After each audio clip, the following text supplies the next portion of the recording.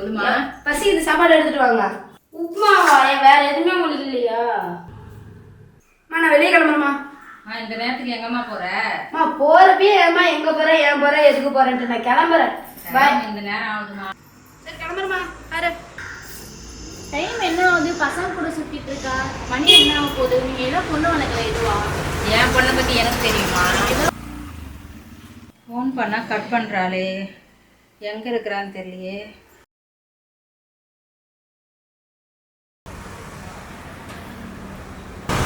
அம்மாவுக்கு வேற மொபைல் வரும். தூங்கி போனோம். காலையில் பேசிக்கலாம். தூங்கட்டும்.